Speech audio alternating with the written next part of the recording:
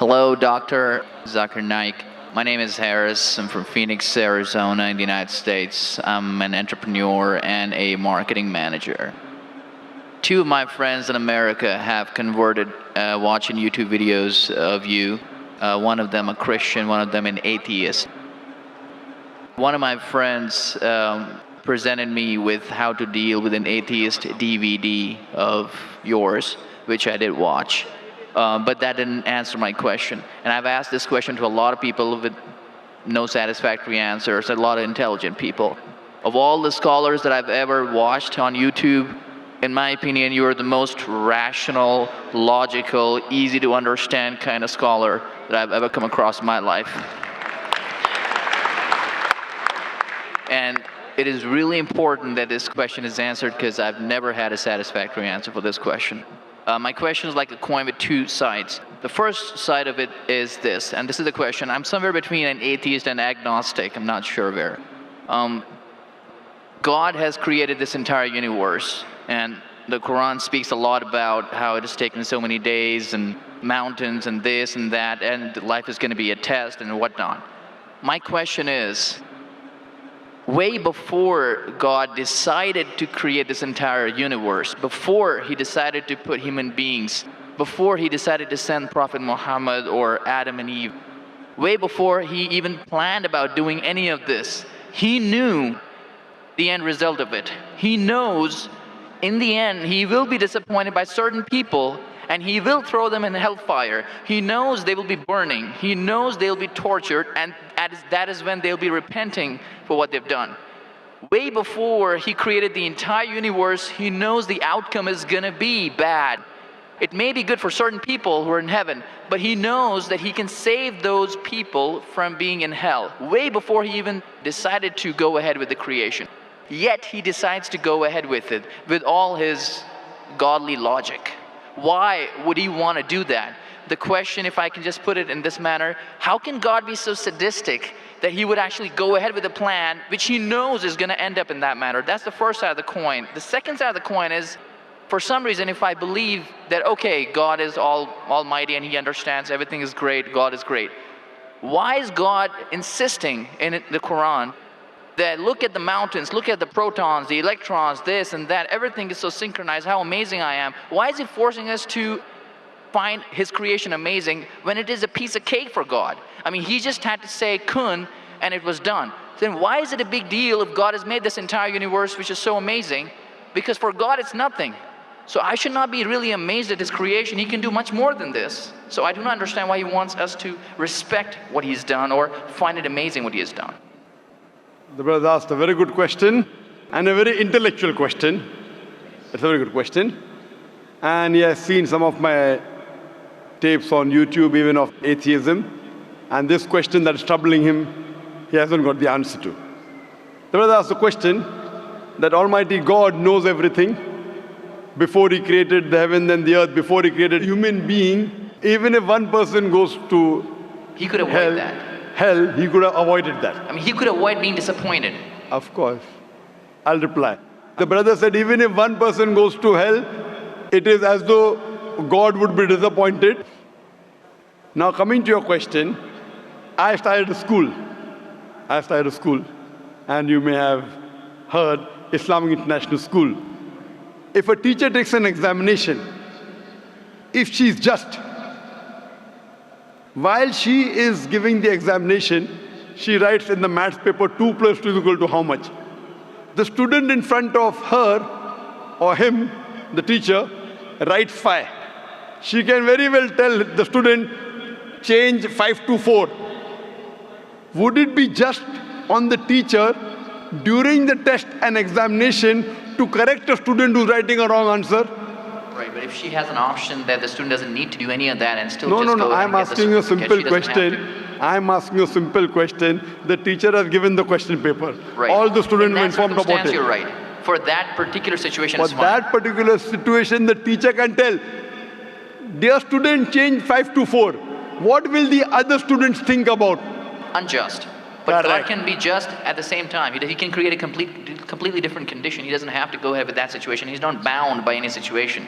Brother is saying Almighty God can create something which is perfect and will not make mistake, correct? That Right. God has already done. He created the angels. God Right. created the angels. The angel never go against any commandment of God.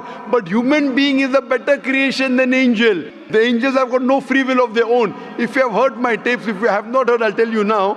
The angels are a creation of Almighty God, but not the best creation. Almighty God created the human beings. The human beings have a free will to go against God or to follow God. If you have chosen to be a human being, if you disobey His commandments, you go to hell. If you obey His commandments, you're superior than the angel. Because the angel doesn't have a free will of his own, then he follows God. It's nothing great.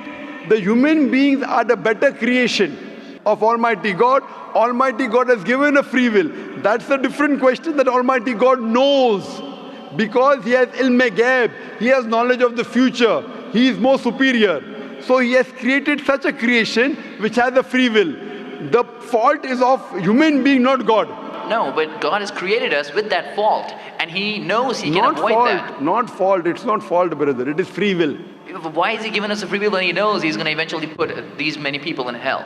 Why is He doing something? That is a different creation. Like, would you want to create something which can think on its own, or would Why you want would to? someone so compassionate can That, also brother, be that's what sadistic I at the tell you. same time? What you want, God has already created an angel. I'm asking you, which is better? An angel following Almighty God or a human being following Almighty God? Which is better? For me, absolutely, if I get a second chance, I would want to be an angel. Why would I risk going to Second hell? chance, correct. That's why Almighty God says in Surah Araf, chapter number 7, verse number 172, Almighty God brought all the human beings from the loin of Adam and asked them, is there one God? All agreed. Almighty God says in Surah Hashar, chapter 59, verse number 21, if Almighty God revealed the Quran on the mountain would shudder down. Almighty God says in Surah Azab, chapter 33, verse number 72, it is the human beings who were fools who said we want to be human beings. You and I were fools. Now you cannot backtrack. Once you said you want to appear for the test, once you read the test paper. Nobody asked me. That's They what, asked Adam and Eve. No, brother. Quran says every human being was asked. And then it is washed off. This memory is washed off. If the memory is there, where is the test? Almighty God says in the Quran, do you want to be a human being? If you become a human being, you can become superior to an angel or can get inferior. If you don't want to become a human being, just pass. Even for argument's Brother, sake, even in that please let me condition. complete. You ask the question. All right, go If ahead. you sorry. interject, how will I answer? Sure, go ahead. So Almighty God asked the human beings, and the Quran says, we human beings were fools, you and I both, were fools who opted for the test. Now once you undergo a test, if you follow the commandment after free will, you be superior to an angel. If you disobey Allah, you become inferior to an angel. We wanted to pass with distinction, you and I. You told, I don't remember. Of course you will not remember. And even I don't remember. But I believe in the Quran. On the day of judgment, Almighty God says, not a single human being will object to the justice of Allah. That we'll come to know on the day of judgment. Only thing we'll say, please give us one more chance. Almighty God will say it's too late. Because if He wants to give you a new chance, even I'll have to come back in the world again. Again, everyone. So those who failed, He can't get only the failures. So the Quran says no one will ever object on the justice of Allah. They will request Allah, give us one more chance. Almighty God will say too late. Almighty God gives us chances in this world itself. You make a mistake, Allah gives you a chance to repent. You repent. Allah forgives you. Again you make a mistake. Once you die, it's only one. So as far as the first question is concerned, why did God create? Because it's a better creation. Any logical person, including you, has to agree that a person who has the free will is a better creation than a person who has no free will. Only your question you don't remember is perfectly right. When you die, when you're resurrected, that time you and I will meet. Then you will say, I remember. Even I don't remember now. But I have faith in the Quran that Quran cannot be wrong, because scientifically, if you heard my lecture, 80% of the Quran is 100% matching with science. 20% is ambiguous, neither right, neither wrong. So my logic says when 80% is 100% correct and not even 0.1% of the 20% is wrong. So my logic says even this 20% would be right. I'm a scientific person. I'm a logical person. So I believe in the statement of the Quran that we chose. If you wouldn't have chosen, you could have questioned God. Why did you make me a human being? Then Right. God would have been at fault. But God says in the Quran, He asked, the mountains were afraid. Everything else were afraid. We human beings opted for this. But do you remember being asked? I don't remember being asked that Brother, question. if you heard my answer, even I don't remember. But if you remember, then where is the test? Imagine if a teacher teaches you something. Teacher teaches you something. Teacher gives you the book. The teacher has to take away the book for the test. If the teacher says, okay, take the book and answer, where is the test? Okay, but why? After the examination is over, you can go home and check or not. But even before the exam began, God knows the end Brother, result. listen to me. After the examination is over, can you go and check home or not in the textbook? Absolutely. But during the examination, can you check? No. So now the examination is going on, brother. Once it's over, you can check. If you tell teacher, I want to see the textbook, I don't remember. No. During the examination, you cannot refer to the textbook. It will be called cheating. Correct? So once the examination is over, if you don't remember, you tell God, what is this illogical? But Quran says not a single human being will object to the justice. Let the test get over. So today, I being a scientific person, I being a logical person, based on my knowledge of science, based on my logic, when I read the other scriptures and when I read the Quran, I find Quran is the only book, only religious scripture on the face of the earth which passes this test. So therefore I, being a scientific person, being a logical person, agree, okay, fine. This statement of the Quran also has to be right. I don't remember, that's the test. If I remember, where is the test? So that answers the first part of the question. First part, that saying that God was sadist. God is not sadist. For example, I start a medical college. I want the school students to go to medical. How many students who go to school enter the medical college? Just roughly, can you guess? Few. Surely less than 5%. Less than maybe 1%. So why did you make a college where only 1% can enter? Fine. It is for selected few. So same way God made heaven, Jannah, Jannat-e-Firdaus. Everyone cannot go to Jannat-e-Firdaus. Why not? Sorry? Why not? Why can't everyone go to medical college? Because it's human capacity. If humans Yes. were capable of being able to put everyone in medical Correct. college, they would. That's the way we are made. The same way everyone cannot become a doctor. Only those who have the capacity. Same way everyone cannot go to Jannat-e-Firdaus, the high levels of paradise. We have to strive. God has given you capacity. If you don't follow His guidance, you cannot. If you follow His guidance, to go to Jannah is very easy. If you're intelligent, it's very easy. If you're intelligent and if you're truthful to yourself. But if you're not truthful to yourself, even a non-intelligent man can go to Jannah. Only thing, you should be truthful. God has given you different options how to follow Him. Some people think they are smart. I tell them they're extra smart. If they were smart, they would see it is crystal clear, in black and white, that this is the word of God. You have to follow it. That's the reason Francis Bacon said, little knowledge of science makes you an atheist. In-depth knowledge of science makes you a believer in God. So I wouldn't say God is sadist.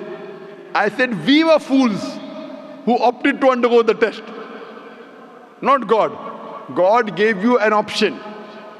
What do you want to be? We chose. So we are responsible, not God. God is not a sadist. We are fools. That's what the Quran says. On the day of judgment, you will come to know, inshallah, you and I both. Inshallah, if I go to Jannah, inshallah, I'll pray to God, I'll thank God. You know, I was a good person, I choose to be a human being. If you pass that. If you fail, then we will curse our own self. Hope that answers the question. The second part, Sorry, what was the second part? that even if I believe how almighty He is, how knowledgeable He is, why is He so bent on convincing us, look at the mountains, look at the electrons, look at the That's right. protons? The second part of the question was that why does Almighty God give references of the mountain that He's created this? For Him it is peanuts. So why is He talking? You know why is He saying? He's saying these peanut things, mountain, they would shudder. You human being who are superior, why don't you understand? Quran says in Surah Hashar chapter 59 verse number 21, had the Quran been revealed on the mountain would have fallen down to utter ruin. But to us human beings it makes no difference. He's giving these examples to show that these things which are so powerful, the mountains, etc., which He has created, would have submitted their will. Why don't you human beings do? He's trying to give an example that we are fools. He's not trying to praise Himself. And whenever He asks us to praise Him, or when He says, for we say Allahu Akbar, God is the greatest. Do you think it will change Allah? No. Whether you say 1,000 times Allahu Akbar or 1,000,000 times, He cannot become greater. He's already the greatest. The reason we say these things is because it is our human mentality, our human nature, that we follow the people who are famous, we follow the people who we praise. For example, your mother has a heart attack. There is an unknown person on the street who gives you the treatment. And you heard that the best heart specialist in the world is Dr. X. Now, will you follow Dr. X's advice or the person on the street who you don't know? Dr. X. Why? Because Dr. X is famous. People know him. He's the best in the world. So the reason in our salah, in our life, we say Allahu Akbar, Allah is the greatest, Allah is the most wise, Allah is the most intelligent. Why? If we say that, it doesn't benefit Allah. It benefits us. That if we praise Him, we follow Him. If we follow, we go to Jannah. To Allah, it makes no difference. Therefore, Allah says, will you not then believe? Will you not then understand? That means the Quran is revealed to the people for understanding. So He's giving this example not to make Himself great. He's already the greatest. Whether you say 1,000,000 times Allah is the greatest, it will not make a difference to Allah. He's telling it to you. Allah says in the Quran, Allah does not require you, you require Him. So when we praise Him, it is human psychology that the person you praise, person you talk great about, you tend to follow His advice. By following His advice, it will benefit you, it will not benefit Him. He is already the greatest. He is already the merciful. So these are rules and regulations laid down. He is our creator. He knows our mindset. You are a student of science, correct? I am also a student of science. The moment I come to know, Allah mentioned these scientific facts which we came to know today, 50 years back, it increases my faith in Allah. Allah says in Surah Fussilat chapter 41 verse 53, Sanurihim ayatina fil afaqi wa fi anfusihim hatta yatabayyana annahu al-haq. Soon we shall show them our signs in the furthest regions of the horizons and into their soul until it is clear to them that this is the truth. So Allah is giving these examples so that it benefits us. For Him, it makes no difference. It is benefiting us, so He is giving us a chance to follow Him so that we can go to heaven. Hope that answers the question, brother. I recognize His power, and I understand He's amazing and all that He's done. But am I expected to be amazed at His achievements at creating this universe? Because for Him, it's like a 1-second job. Correct. Right? So for Him, which is 1-second job, when He tells you not to have alcohol, if you have alcohol, sure. But am I expected to be amazed at His creation? No, see, the thing is that He is not there to prove Himself better. If you believe that for Him it is peanuts, so will a person lie? No. So if He says don't have alcohol, you will not question Him. No. Don't have pork, you will not question Him. Yeah, but I'm not amazed at His creation because for Him it's nothing. Compared to us, it's amazing. For Him, it's nothing. Right. But compared to us, a person who can create the universe, when He tells me not to have alcohol, I immediately follow. Sure, I don't mind following Him, but do I have to be amazed at His creation, as is said in the Quran? See, as you asked me the question, should I be amazed at the creation? Right. I would say, if I believe human being is a better creation, then yes, I'm amazed, and then I say, Alhamdulillah, He has made me better than that. So if I'm amazed, He made the mountains, He made the stars, He made the sun, but He made Zakir Naik also. He made a human being. And we are the best of creation. So He gives these examples so that we realize what benefit he has given to us, all the favors he has given to us. Talking about the science, talking about the protons, talking about the mountains. Finally, he says, human beings are the best creation. So in comparison, we have to agree that our Creator has created this human body, the molecules, the DNA, the complex thing, which can never come by chance. So in this way, we are amazed at the creation of the human being. And then we submit to him. If you are not amazed, only by being amazed, we submit that he is our Creator, he is worth worshipping.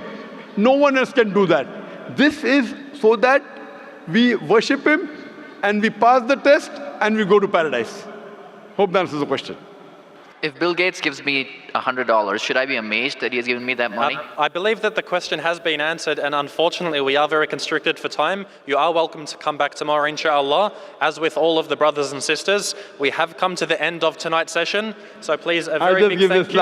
It said, if Bill Gates gives you $100, Should I be amazed? will you get amazed?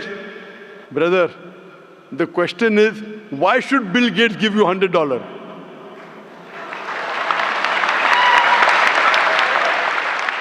If you tell me a Tom, Dick and Harry gives you $100, nothing to be amazed. Bill Gates gave me $100. It's something that he gave you. Why did he give you? Why not somebody else? Why? The question is, why did he give you is the question.